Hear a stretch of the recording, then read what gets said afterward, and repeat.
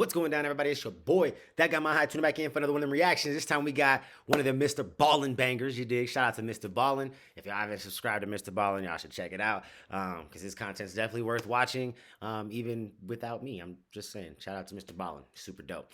Anyways, we got one of them. This is actually an older video that I wanted to go back and do because I like this little series that he did called Top 3 Places You Can't Go and People Went Anyways. This one's called, or not called, but Part 16.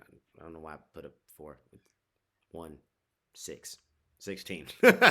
Before we jump into that, let's get a big shout out to all the members of the channel real quick. We got Trey 420, Hollow Boy, Manly, Epic Service, Misty 420, Misty Summers, Carrie, Laura, Sam Glover, Jamal, Keith, Funny Farm, Driver Thoughts, Ryan Parks, Kara Marie, Mr. Pay For It, Happy Chick, Lynn Willow, Hologirl, Taylor, Marla, Diesel, Nick, Caribbean Shane, Nicole, Aaron, Mama Dukes, Robin Lynn, Amy Jane Doe, Liz Nugget, My Hood Life, and Gary Willis. You dig what I'm saying? Gang, gang, gang, you dig. And if y'all want to get a personal shout out in all the videos and the lives, think about hitting that join button down below.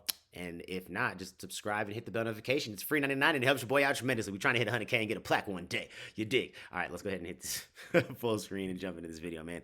Let's go. Today, we're going to learn about 3 places that you're not supposed to go and people who went there anyways. But before we get into today's stories, if you're a fan of the strange, dark, and mysterious delivered in story format, then you come to the right channel because that's all we do, and we upload Facts. 3 or 4 times every week. So if that's of interest to you, please offer the like button and scoop up their favorite ice cream, but make sure you sneak an elephant laxative into it first. Also, please subscribe to our channel and turn on all notifications so you don't miss any of our weekly uploads. All right, let's get into today's stories.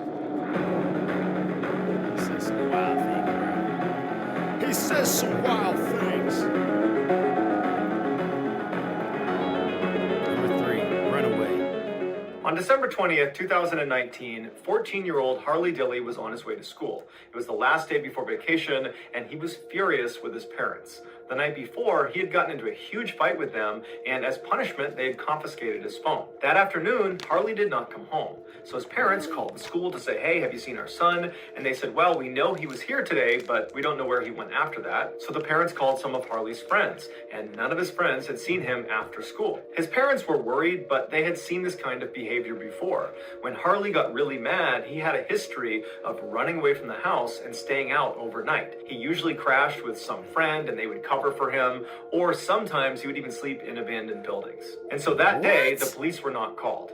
The next day, when Harley still didn't show up, the parents started to get a little bit more worried, and because their son didn't even have his phone, they had no way of getting in touch with him. And so they finally said, we got to go to the police. And so the police launched a formal search for him, and right away, there was no leads. Nobody knew where he was. Weeks went by, and the family was putting up posters all over town, telling their son that you're not in trouble, please come home, and everybody in the community is out there looking for Harley, but there was just no sign of him. Finally, almost a month after he had gone missing, the police received a tip. The house across the street from Harley's house was a vacant home because the owners were actually renovating the property, so they weren't living there. But they had cameras set up on the outside, and one of their cameras, when they reviewed it, picked up Harley walking towards their property on the day he went missing.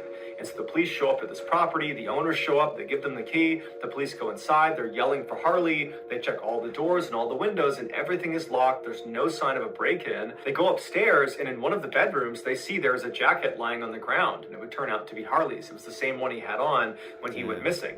And next to the jacket on the ground is this weird metal plate. And so after seeing this, the police believe Harley must be up on the second floor somewhere. He must have been hiding out in this vacant house the whole time. They don't know how he got in, but clearly this is his stuff. And so they start yelling for him and walking around the second floor, and it's silence. There's no sign of Harley. And so they go back in the room where his jacket and this plate is, and they look up on the wall, and pretty high up, there's a hole in the wall. And it looks to be about the same size as this metal plate. And they realize this plate is actually a vent cover, and that is a vent. Suddenly, police believe this could be a lot more sinister, that perhaps someone had harmed Harley and then taken evidence and stuffed it into a vent inside of a vacant house. So one of the officers gets a stool, they put it in in front of this vent, they climb on top, and they reach in to feel around for more evidence. And as soon as they reach in, they touch something, and they pull their hand back out. And they say, there's a person in there. And it would turn out the person inside of there was Harley, and he was deceased. What? Although no one knows exactly what happened to Harley, the leading theory is he climbed onto the roof of this vacant home on the day he went missing. And he looked down the chimney. There was no cap on it. And from his perspective, it looked like he'd be able to fit all the way down to the bottom. But what he didn't know was this chimney was wider at the top, and then as it went down, it got narrower and narrower and narrower. And in fact, the most narrow section towards the lower half, he never could have got through. This was an impossible thing he was trying to do. But regardless, he went in feet first, and he began making his way down, and then about the halfway point, he started to get stuck. And he believed it was because of his big, bulky jacket. And as it happened, he was right in front of this hole in the wall, which was the vent, and so he managed to punch the metal plate off of the vent. He got his jacket off, and he forced it through this hole, thinking that would give him a little bit more room. And it did. He began to sink a little bit further, and then he decides to put both arms over his head to try to make himself as narrow as possible. And it works. He starts to move down, but at some point, he gets completely stuck. And he's struggling to breathe because the chimney is tight in his chest, and he's got his arms over his head, and he's starting to panic, and he lets out a scream. But as soon as he does that, the air coming out of his lungs causes his chest to compress, and he sinks just a little bit lower into that tight section of the chimney. And as soon as he comes to a stop, he tries to breathe back in again, but his chest can no longer expand to its full size, so he can't get a full breath. And so over and over and over again, as he's screaming and yelling for help, he's compressing his chest and sinking farther and farther into this inescapable trap until he reaches a point where he cannot go any lower, and his chest is crushed by the chimney. He can barely catch his breath. His arms are stuck over his head, and his feet are dangling off the ground, and that is how he would stay until he suffocated to death. Damn, bro. See, that's that shit right there. Mr. Ballin be finding them crazy stories, bro. That shit is sad. That's super sad, man. Dang. In 2002, Sean Doyle was a 25-year-old bartender who worked at a restaurant in Lower Manhattan in New York City. His regulars described him as a little guy who was very cordial and very friendly. He lived not that far away from the restaurant in an apartment building with his sister Shannon and his dog Emmett. And just down the hall from him was his good friend, 47-year-old Michael Wright. Sean and Michael made an odd pair, not only because of their age difference, but because Michael was actually a huge guy, so the size differential was massive. But they were best buds and they hung out all the time. On December 13th of that year, Sean had just worked a double. He got back to the apartment building and he was ready to cut loose for the weekend. And as soon as he got onto his floor, he looked down the hall and he saw Michael and his girlfriend getting ready to go out for the night. And they flagged him down and said, "Hey, you should join us." And Sean said, "Perfect. This is exactly what I wanted." And so he ran in his apartment, he dropped his stuff, he changed, came back out, and they headed to the bars. That night, the trio had a great time bar hopping all over Lower Manhattan. And then sometime in the early morning hours of December 14th, they decided that they'd had enough to drink and it was time to go home. Now, where they were was only a couple blocks away from their apartment building, so they decided they would just walk. And so they get out on the street and they start walking home, and at some point, Michael gets the impression that Sean is hitting on his girlfriend. It's unclear what gave him this impression, but apparently he really believed it, because as soon as he saw it, he launched an attack on Sean and started just beating him up in the middle of the street. Witnesses who lived in the apartments that were overlooking the street would later say they heard a scuffle outside and they looked out the window and they saw a big guy wailing on a little guy. Then, with the whole neighborhood watching, the big guy, Michael, picked up the little guy, Sean, and shoved him.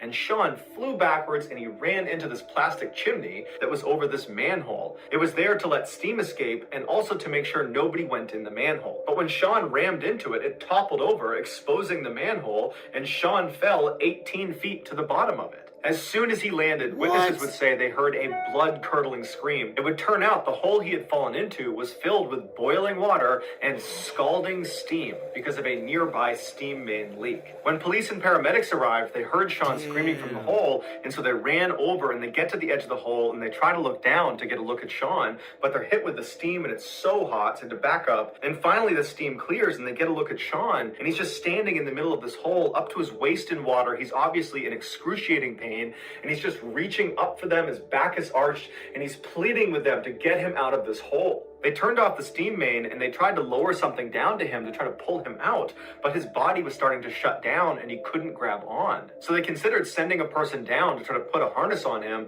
and try to get him out that way, but even with the steam main off, it was over 300 degrees inside of this hole, so no one could go down there. And so knowing they could not help him, police, paramedics, and other onlookers just had to walk around the outside of this hole with their hands on their heads, listening to Sean's desperate pleas for help.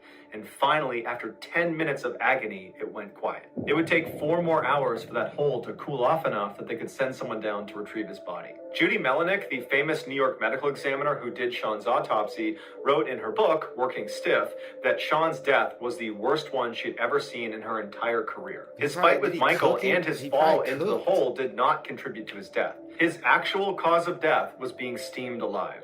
But what makes this the worst death ever is that steam burns, no matter how severe, do not destroy nerve endings the way flames do, which means Sean would have felt everything. Michael was charged with second-degree murder. However, it's not listed online whether or not he was found guilty or what his sentence was. That's crazy. Like, he legitimately, like, he fucking cooked. Like, that is the crazy, like, he cooked, bro. Oh my God, that would be so terrible. Oh, that's awful. In 2003, 27-year-old Kurt Smith was employed as an engineer for the German shipping company called Hapag-Lloyd. Over the past year, he had completed 2 separate 4-month-long deployments with this company, and he enjoyed the work enough that he asked for a contract extension. It was granted, and on July 11th of that year, he boarded the CM London Express to begin his 3rd deployment. 3 months into it, one of the ship's pistons broke. The piston is the part of the engine that goes up and down inside the hollow cylinder of the engine block. They would need to turn off the engine in order to make this repair, and so they made an unplanned stop in Savannah, Georgia. Once they got there, Kurt, along with 7 people under his command, headed down to the engine room to begin the process. Over the next several hours, the men were able to extract the broken piston and put in the new one. But this was back-breaking work. It was so hot in the engine room. What they're moving around is so heavy and cumbersome, and they're all bickering with each other. And at some point, Kurt called out the foreman for being lazy, and the foreman did not like that, and he was very popular amongst this group. And so by the end of getting the piston back in, everybody in there just totally resented Kurt. But ultimately, they got it done, and Kurt cut everybody loose except for the foreman. He told him he needed to stay back and help him ensure all the pistons were properly installed. To do that, they would need to go inside of something called the scavenger air receiver, which is this tube that's 55 feet long by 5 feet wide with access hatches on either side, and it sits right next to the engine block. Each hatch on either end had 3 latches on the outside that were called dogs. And so Kurt undid the 3 dogs on his hatch and he opened it up. He crawled inside of the tube with his flashlight and he began crawling. And on his left side were these square cutouts, these windows called scavenger ports that looked into each of the engine cylinders. And so Kurt crawled along counting the different cylinders until he got to the 6th one, which is where they had replaced that piston. Meanwhile, the foreman went around to the aft hatch. He undid the 3 dogs, he opened up the hatch, and then using a remote controlled device, he was able to bring the pistons into position safely so Kurt could inspect them through the scavenger port. The procedure on the ship was if you were inspecting one cylinder, the expectation is you would inspect all of them. And that entire process took about an hour, and Kurt just didn't feel like doing it. He was tired, he had a bad day, he was hungry. And so after he was certain the new piston was working just fine, he kind of rushed his checks on the other cylinders, and after only about 20 minutes, he told the foreman that, yep, we're good, we can leave. So he and the foreman got out, they dogged their hatches, and they headed up to their rooms to change.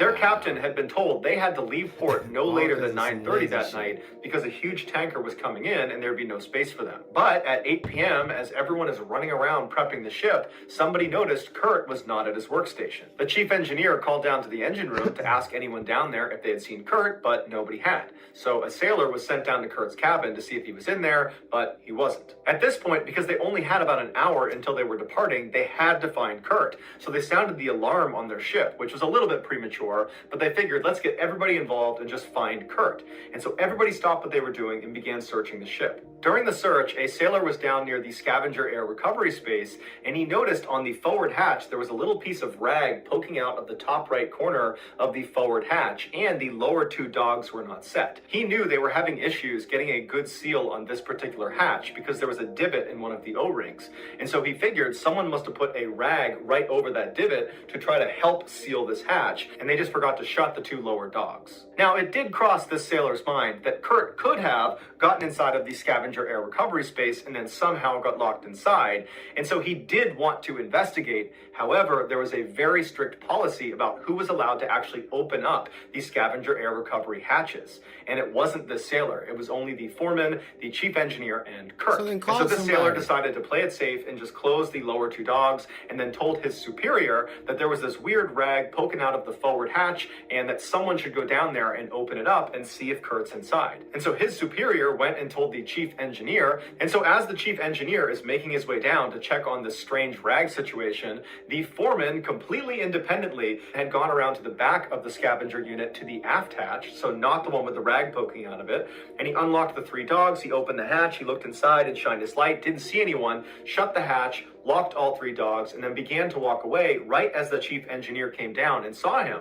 And he saw him securing the scavenger air unit, and he said, "Hey, I was just coming down here to check to make sure Kurt wasn't in there, and you just checked, right? He's not in there?" And the foreman said, "Yeah, no one's in there, it's all good." And so the two of them, the foreman and the chief engineer, did not check on the rag, they just left. The search for Kurt continued on the ship, but they could not find him. And so as 9:30 was approaching, the captain called the port authority, and he said, "Hey, we're down someone, can you please send someone out to look around?" And so a search on the land began, but they couldn't find Kurt. And so finally 9:30 came around, and the big container ship that was supposed to come in and take their place was just waiting right out in the water for them to leave. And so the captain did his best to linger for another 10-15 minutes, but finally they were forced to leave, even though they had no idea where Kurt was. So they fired up the engine and they left. The general consensus on the ship was that Kurt must have fallen overboard and drowned. Or maybe he ran ashore and ran off, but that was very unlike him. And so an investigation was launched, but it would probably be a while before anybody found out what happened to him. Finally, 2 days later, they arrived in port at Norfolk, Virginia. They powered off the engine and they got the ship ready to be put into harbor mode, where basically they open up all the hatches and they prep it to sit there for a while. And during that process, the foreman went down to the scavenger air recovery space and he opened up the forward hatch and he found Kurt. Although no one has all the details of what happened to Kurt, the leading theory is 2 days earlier, when he had done that abbreviated check of the engine cylinders, when he had basically cut it short with the foreman because he just didn't want to do it, he had gotten back up to his room and started to think to himself that if anything goes wrong with any of those pistons, that I'm going to be to blame, because the foreman was with me and I called the foreman lazy earlier and he doesn't like me, and so he's bound to turn me in. So Kurt decided he would go back down and do a more thorough check. But he didn't want anybody to know he was second guessing himself, and so he was going to do this alone, even though it was a huge no-no to go inside of the scavenger air unit by yourself. Because if you manage to get stuck in there by yourself, horrible things are going to happen to you, and there's nothing you can do to stop it. But Kurt was confident, so he headed down, he undogged the forward hatch, he swung it inside, he climbed in with his flashlight, and then somehow, once he got inside, he managed to fall backwards and hit the hatch door so hard that it swung shut, slammed, causing the upper dog to swivel and rotate down and lock him inside. He knew that nobody knew he was in there. He had made sure that nobody knew he was in there. He screamed for help, but nobody could hear him. The ship was so loud as it was, and being inside of this tunnel, no sounds getting out of it. And so he's looking around thinking what he should do, and he looks back at the door, the one that's sealed right behind him, and he sees the very top crack, there's a tiny sliver of light, because even though one dog had sealed him in, because the other two had not, there was a little gap in the seal. And so he thought if he can just wedge his dirty rag into that little space and push it out onto the other side, someone will see it, will clearly recognize there is a foreign object hanging off of the forward hatch, and they'll have to open it up and they'll find it. And so once he wedged his rag up and through, he was confident he would be found, and so he slouched down against the back of the hatch and he just sat there waiting to be found. And then a little while later, he heard the sound of somebody not opening the hatch behind him as he thought they would, but instead locking the two dogs, making sure it doesn't open. He must have got up and turned around and screamed for them, but again, they can't hear him. And then a couple of minutes later, on the other side of the tube, 55 feet away, the aft hatch opened up briefly. Somebody shined their light in. It didn't hit him. He tried to yell for them. They didn't hear him. And then he saw them shut the hatch, and he heard the sound of them locking all three dogs. At this point, you got to figure that Kurt's fear is at a primal level. He knows at any moment, if somebody doesn't get him out of here, this is going to become a death trap. And so as he's looking around, just wondering wondering what's going to happen, he would have felt the incredible pressure start to build up in his ears. It would have taken him to his knees, it would have been crushing in his skull, and he would have heard the sound of each of the hatches being pressed up against their O-ring as the room began to pressurize. And then he would have heard the sound of the pistons beginning to churn inside of the engine cylinder right next to him. Exploded and at that point, he would know there's no hope. And slowly, horribly, that room would begin to heat up until Kurt was cooked alive. So that's going to do it, guys. If you found the secret in today's episode, let us... Damn, that is awful. That, like, makes me sick, bro. It makes my stomach turn. That shit is awful. Mr. Ballin be coming with some crazy stories, man. Shout out to Mr. Ballin once again. Shout out to you guys for watching. If you guys made it to the end, I appreciate it. Please hit that subscribe button. Help your boy hit 100K one day, you dig? And I love y'all. I'll catch y'all later in the next one. Peace.